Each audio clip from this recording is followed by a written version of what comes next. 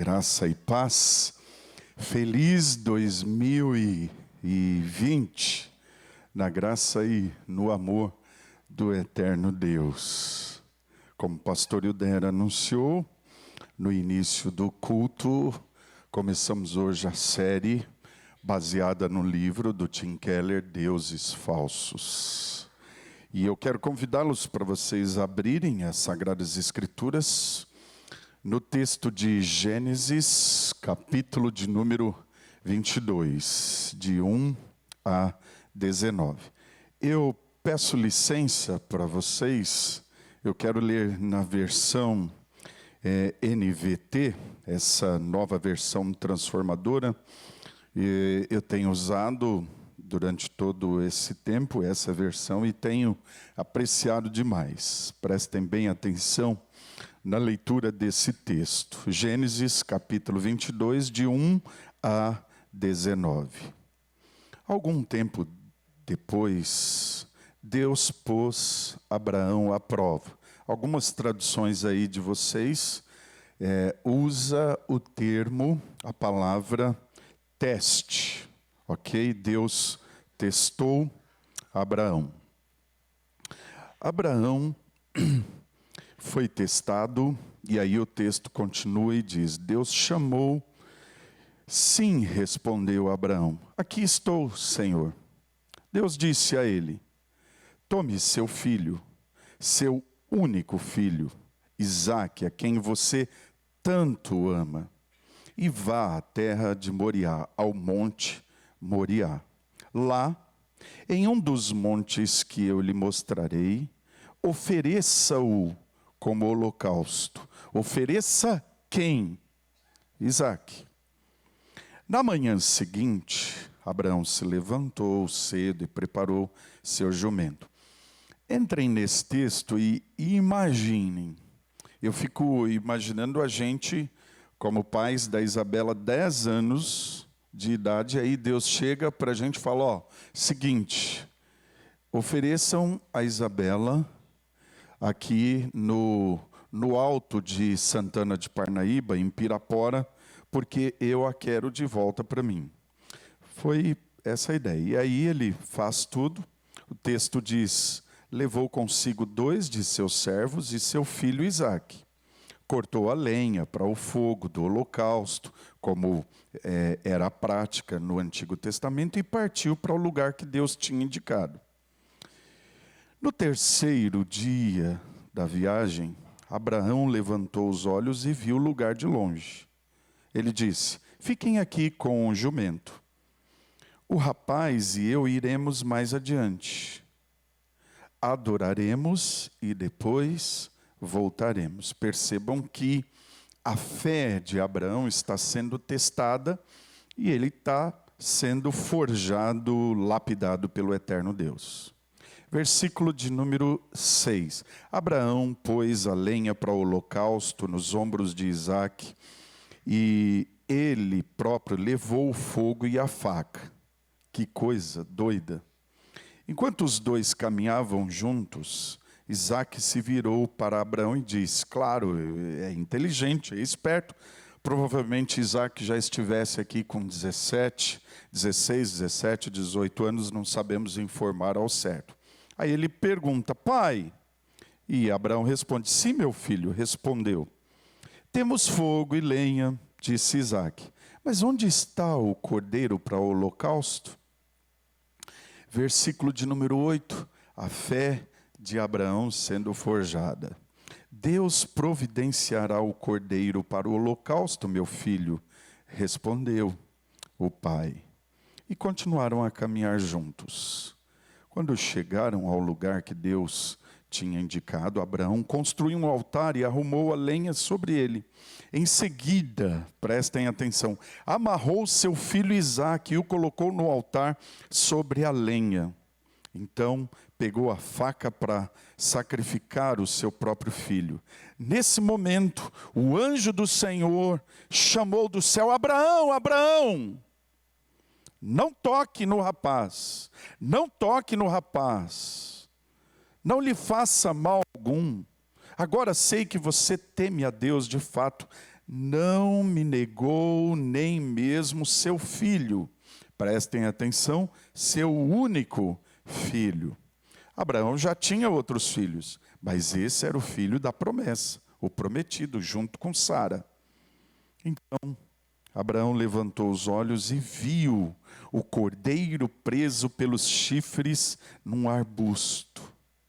Pegou o cordeiro e ofereceu como holocausto em lugar do filho. Abraão chamou aquele lugar de Javé-Jirê. O Senhor proverá. Até o dia as pessoas usam esse nome como provérbio. No monte do Senhor se proverá. Então o anjo do Senhor chamou Abraão novamente do céu. Assim diz o Senhor, uma vez que você me ofereceu o seu filho, me obedeceu e não negou esse único filho, juro pelo meu nome que certamente o abençoarei, Abraão. Multiplicarei de maneira grande os seus descendentes e eles serão como as estrelas no céu e areia na beira do mar. Seus descendentes conquistarão as cidades de seus inimigos e por meio deles todas as nações da terra serão abençoadas. Tudo isso porque você me obedeceu. Então voltaram até onde estavam os servos e partiram para Berseba, onde Abraão continuou a morar. Deus, obrigado por esta manhã e obrigado pelo privilégio de abrirmos esse texto e poder refletir nele. Louvado e engrandecido seja o teu nome, porque estamos vivos nesse primeiro domingo do ano de 2020. Estávamos no último do ano passado e estamos hoje, pela tua graça, pelo teu amor, vivos também. E agora, diante desse texto, pedimos-te, Espírito, que tu fales conosco. Precisamos ouvir a tua voz. Toca em nós, toca no nosso coração, sensibilizando para aprendermos através da vida de Abraão e desse episódio sério, profundo e altamente relevante para a sua fé e para a nossa também. Fala conosco. Pedimos agradecidos em nome de Jesus. Amém. A maioria das pessoas passa, sem sombra de dúvidas, a vida tentando transformar os sonhos mais caros ao seu coração. Nós temos esse negócio chamado desejo. Ontem pela manhã eu estava com os sobrinhos, a nossa família e alguns amigos lá no Parque Vila Lobos, e eu falei, deixa eu passar na Toyota, porque eu estou desejando. Desejo não é poder, ok? Certo? Eu estou desejando um Corolla. Mas aí quando eu vejo o preço do meu carro, e o atual, e o preço do Corolla, eu fico só no desejo mesmo. Mas aí quando nós fomos deixar a Érica lá na cidade para ela tomar uma medicação, enquanto nós íamos, estava rolando uma música, e eu pensava como esse desejo pode se transformar em idolatria. E eu falava, Deus, nunca permitas que os meus desejos se transformem em idolatria, quando os desejos ocupam o lugar que é tão somente teu, tão somente teu. A vida não é só isso, gente, porque nós procuramos incessantemente modos de adquirir tudo que eu e vocês desejamos e nos dispomos a sacrificar algo da nossa vida para alcançar esse patamar de conquista. Isso é sério, viu, gente? Eu estava lendo ontem à tarde um livro de um dos nossos mentores, Dr. James Houston, que, se Deus permitir, esse ano completa 96 anos, eu sempre o cito aqui. Eu estava lendo o livro dele, Desejos, e ele trabalha nesse livro a análise de Agostinho, um dos monges católicos, sobre essa perspectiva do desejo interno e do lugar que Deus ocupa no nosso coração. E isso é muito interessante, como eu já falei na introdução, porque Agostinho dizia: o nosso coração é do tamanho, na espiritualidade, de Deus. Ele só pode ser ocupado por Deus. O coração humano foi projetado para ter uma ocupação divina. Todas as vezes que essa ocupação divina é trocada pelos nossos desejos, nós nos tornamos escravos de nós mesmos e passamos a depender desses desejos. Então, nós nunca imaginamos, nunca mesmo, imaginamos concretizar os desejos mais profundos do nosso coração. E talvez seja a pior coisa que poderia acontecer conosco. Daí eu quero citar para vocês o primeiro capítulo que leva o título Tudo o que você sempre quis, desse livro Deuses Falsos, de Tim Keller, porque Tim Keller também faz essa abordagem sobre os desejos e a idolatria que vai dentro do nosso coração como seres pecaminosos. E aí ele diz: os nossos desejos se convertem em ídolos. E é verdade, gente. Quantas vezes, faz uma análise, faz uma reflexão aí no seu coração, quantas vezes você caminhou em 2019 lutando apenas pelos seus desejos? E talvez inconscientemente trocou Deus pelos seus desejos, como Tim Keller afirma, porque quase sempre trocamos o Criador de tudo pela criatura. Em outras palavras, adoramos aquilo que desejamos conquistar, ao invés de adorar o verdadeiro Deus da nossa vida. E seguindo na reflexão de Tim Keller, nesse primeiro capítulo, ele diz: todo ser humano precisa viver em torno de alguma coisa. No entanto, como nos diz a palavra, sem a intervenção, sem a ação lá dentro do nosso coração, do Santo Espírito, esse objeto jamais será o próprio Deus. Se eu e vocês nos voltarmos para uma criatura a fim de obter o nosso sentido, a felicidade e a esperança que só Deus pode nos dar, prestem bem atenção, ela acabará não correspondendo às nossas expectativas e partirá o nosso coração.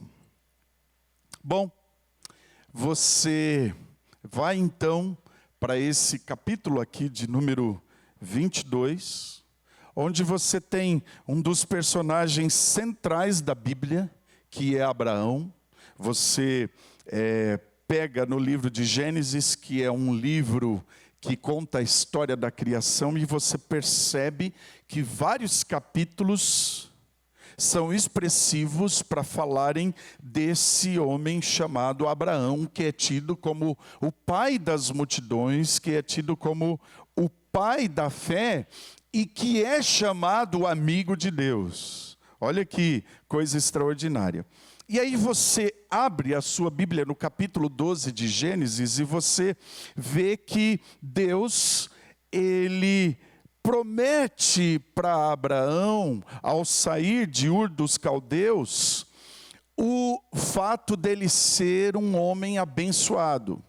E ele diz: em ti todas as nações serão benditas sobre a terra. Então sai da tua parentela, sai da tua casa e vai para uma terra, para um lugar que eu te mostrarei. A ideia é a seguinte, gente: sai do seu clã, onde você tem posses, riquezas, ouro, gados, e vem para o meu clã, o clã divino, porque nesse clã você dependerá da minha promessa. E aí Deus faz uma aliança, e ao longo desse processo de jornada espiritual na vida de Abraão, Deus promete-lhe um filho.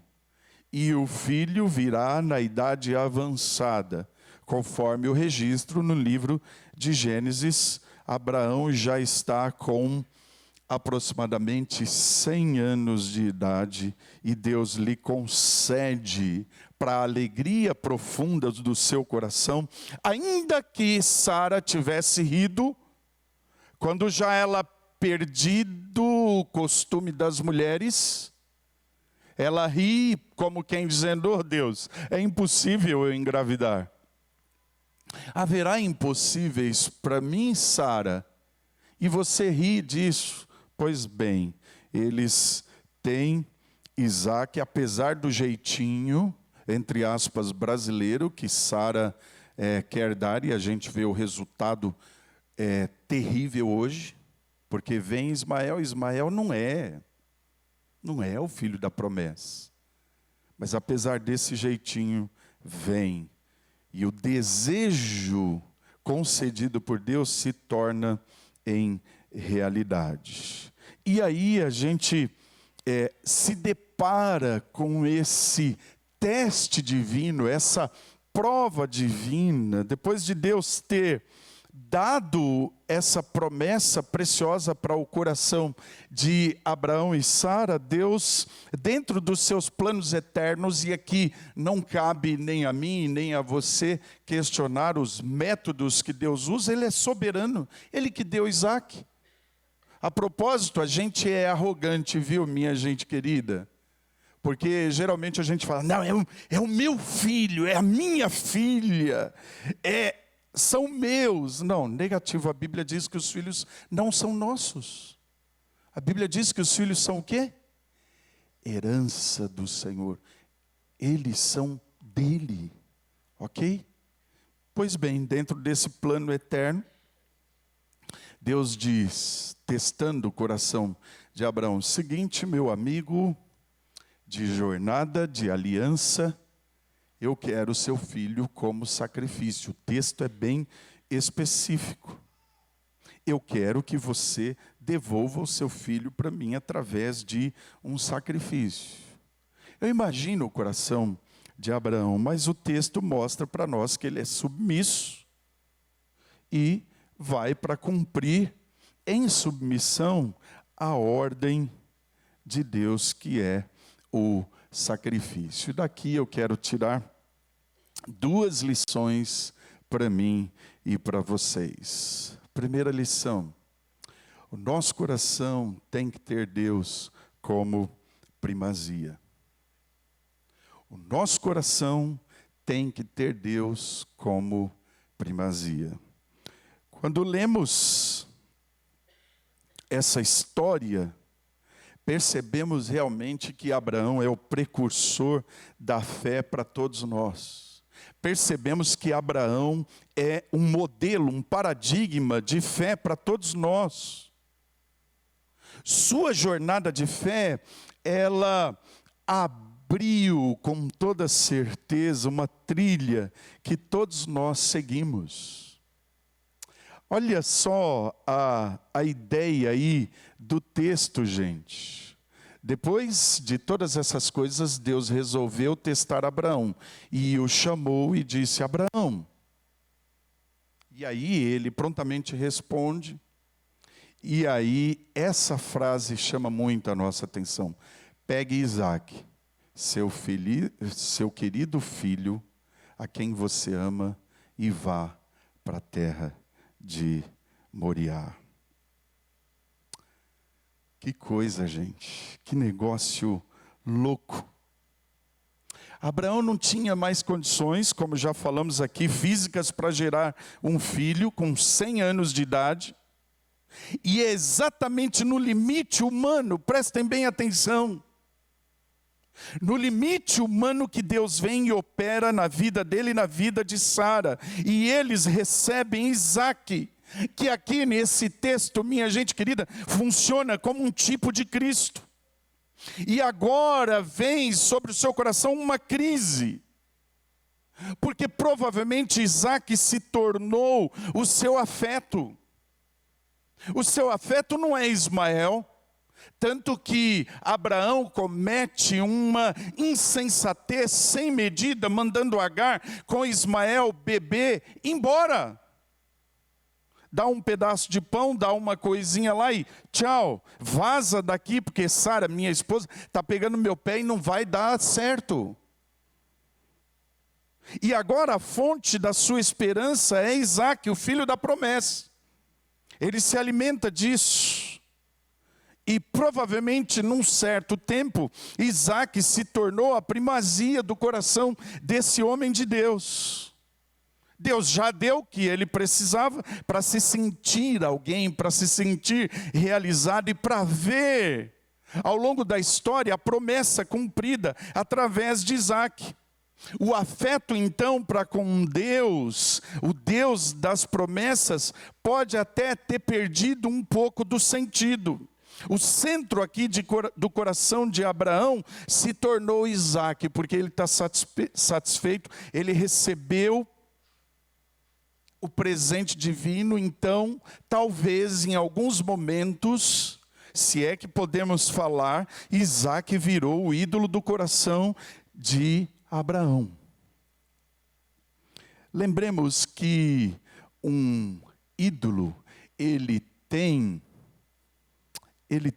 uma função de assumir o controle no nosso coração, de tal maneira que nos tornamos capazes de gastar com ele a maior parte da nossa paixão e da nossa energia. Às vezes gastamos até os recursos financeiros e até os emocionais para tê-lo conosco. E aí eu pergunto para vocês, qual será o ídolo do nosso coração? Será o seu filho? A carreira dele, aquilo que você não conquistou e que você deseja no seu filho, e aí você faz de tudo. Será a sua esposa? Será o seu respeito diante dos outros que você busca tanto? Será o seu cargo na empresa que você tanto almeja, tanto deseja? Será o seu reconhecimento social, sua formação, sua academia? A aprovação diante dos amigos, a sua competência, ou até a sua beleza. Tem gente que absorveu no coração a idolatria por causa da beleza. Será o seu ministério que você julga ser tão importante? Muitas coisas se tornam o centro ou o ídolo do nosso coração. Qualquer ídolo é quando dizemos, se tivermos isso, sentiremos que nossa vida tem um sentido. Os ídolos capturam a nossa imaginação e podemos percebê-los prestando atenção nos momentos em que sonhamos acordados com esses ídolos. E eles nos dão a sensação de sermos pequenos deuses e termos o controle de tudo. Provavelmente isso aconteceu, gente, com um grande pai da fé, Abraão.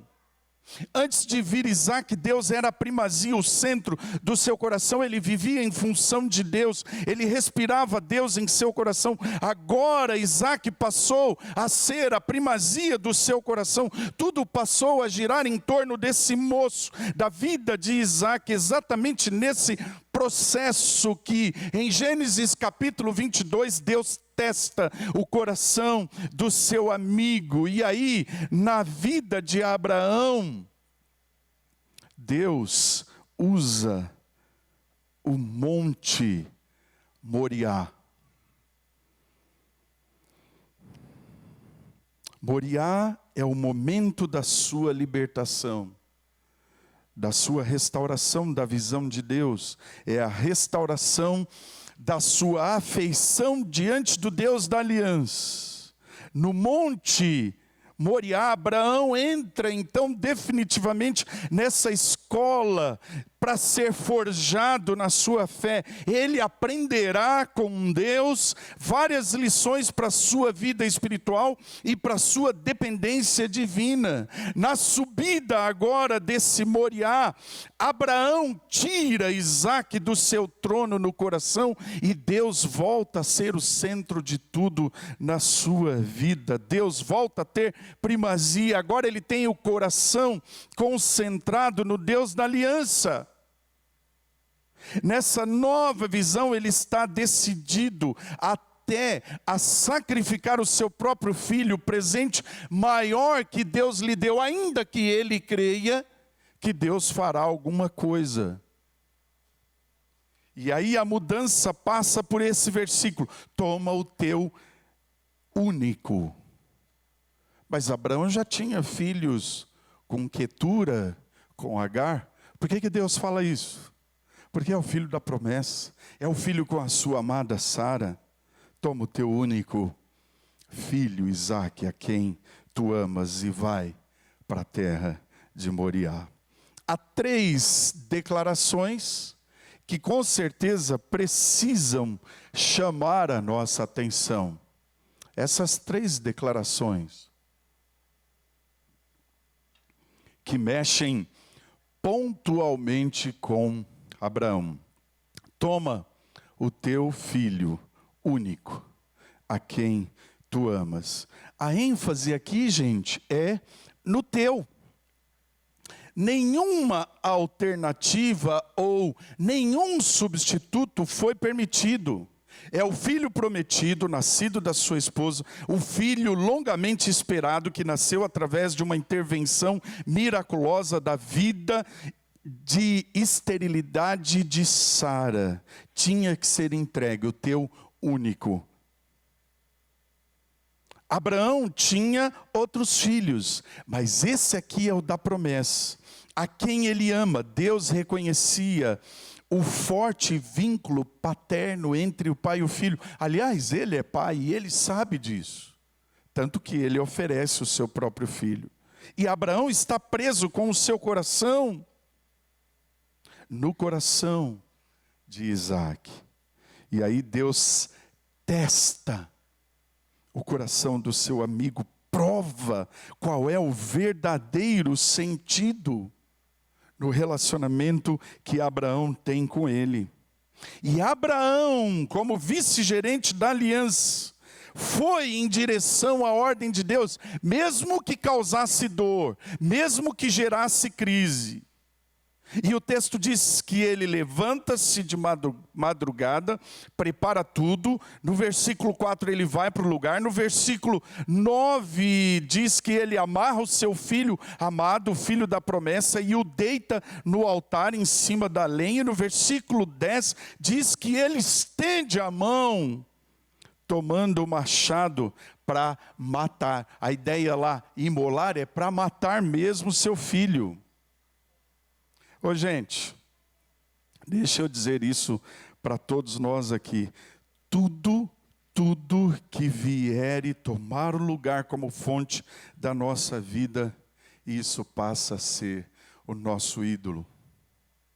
Então, a dica para todos nós aqui é: entreguemos tudo para Deus. Entreguemos os nossos sonhos. Entreguemos os nossos filhos. Eu tenho um monte de desejos para a vida da Isabela. Mas o que se cumprirá na vida dela são os meus desejos, os meus anseios. negativo. São os anseios de Deus, a vontade de Deus, o projeto de Deus, o plano de Deus. Não os meus, não os da Érica. Então, o que podemos fazer? Entregar tudo para Deus, os nossos filhos, os nossos netos, a nossa esposa, o nosso esposo. Tudo, absolutamente tudo. E lembremos que a arte de viver é amar as pessoas e usar as coisas. Cuidado para a sua casa não ser a sua fonte de vida e de coração. Cuidado para o seu dinheiro não ser o seu ídolo, porque o dinheiro não é nosso, é uma provisão divina para o nosso sustento. E somos os administradores, os mordomos da graça de Deus. E às vezes as coisas que temos, que possuímos, se tornam ídolos no nosso coração. O que precisamos é de um encontro vivo com o Deus eterno do nosso coração. E a solução não é amar menos as coisas boas, mas amar a melhor, que é o dono da nossa vida, a fonte da nossa vida, o Senhor Deus. Percebam nessas 3 declarações. Abraão vence todos os desejos humanos e coloca pela graça, por um impulso divino, Deus no centro do seu coração. Que cena, gente! Que negócio maluco! Como que você pode colocar o seu próprio filho e levantar um machado para oferecê-lo diante do eterno Deus? Isso é primazia no coração. Isso é Deus como fonte. Daí nós vamos para a segunda e última lição aqui nesse texto. Deus supre tudo no nosso coração. Deus supre tudo no nosso coração. Versículo 11, o anjo brada dizendo: Abraão, Abraão, não estendas a mão sobre o rapaz e nada lhe faças, pois agora sei que temes a Deus, porquanto não me negaste o filho. Prestem atenção, o teu único filho. E aí o texto diz nos versículos 13 e 14, como já lemos, que Abraão olhou para trás e havia um cordeiro, e ele toma esse cordeiro e oferece em sacrifício no lugar do seu filho, chama aquele lugar de o Senhor proverá. Ô gente, a fé na vida de Abraão é uma ferramenta que é utilizada por Deus para que ele se aproxime da graça de Deus. Vejam a mudança, vejam a experiência singular na vida de Abraão, na sua relação com Deus. Ele mata no seu coração o ídolo que é Isaac. Agora Deus tem primazia.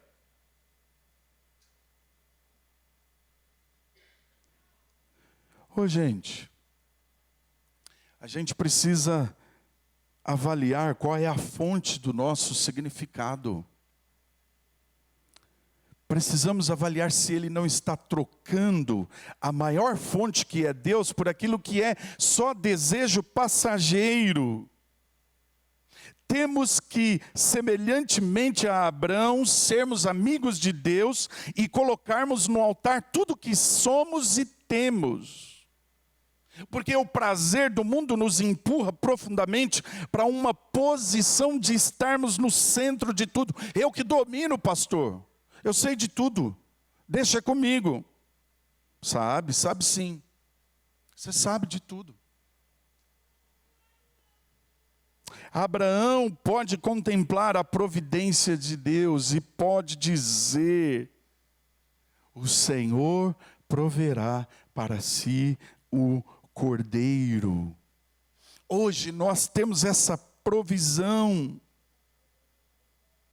tipificada aqui no passado na vida de Isaac, pois o cordeiro daquele sacrifício tipifica a substituição que Jesus faz em nosso lugar na cruz do Calvário. Hoje o nosso Cordeiro Pascal, Cristo Jesus, é a providência para tudo na nossa vida.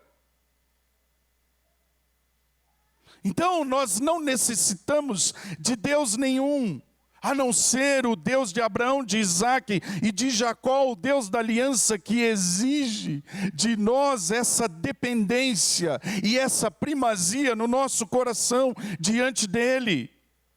Você já tem o Cordeiro Pascal, que foi imolado naquela cruz do Calvário para trazer vida para você, vida em abundância, vida com significado, para mostrar para você qual é a sua fonte. A sua fonte é Jesus Cristo de Nazaré. E a promessa para mim e para vocês durante esse ano de 2020, deixando os ídolos para trás, é Jeová Jiré. O Senhor proverá, o Senhor providenciará aquilo que é necessário para o seu filho, para a sua filha, para a sua esposa, para o seu esposo, para o seu neto, para a sua neta. O Senhor providenciará aquilo que é necessário para a sua vida em todos os sentidos. Então para de ficar desesperado. O pastor Zagueguel estava assistindo aquele programa lá, e o bispo tal, o apóstolo tal, o 14º apóstolo, né? Falou o seguinte: se eu fizer 7 semanas a campanha de jejum e oração, Deus me concederá isso ou aquilo. Ô, gente. Não. Você já tem o Deus da provisão dentro de você. Você não precisa de nenhum serviço para Ele, a não ser a sua própria vida, o seu próprio coração na presença dEle.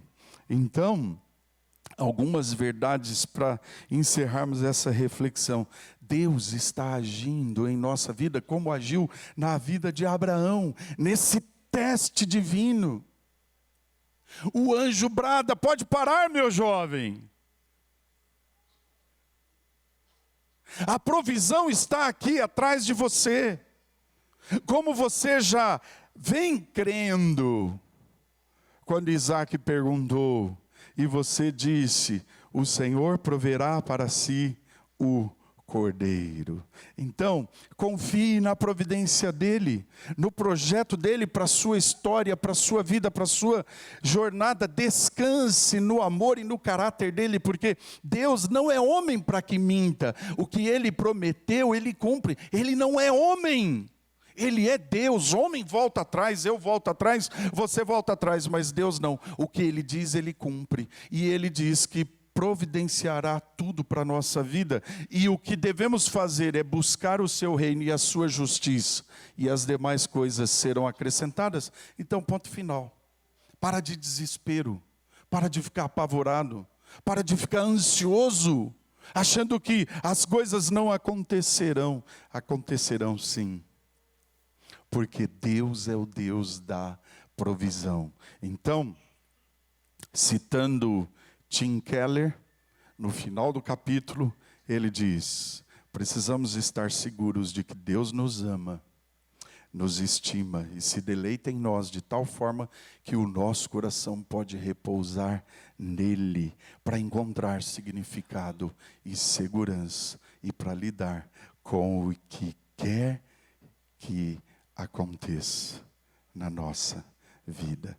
Deus é o Deus da provisão.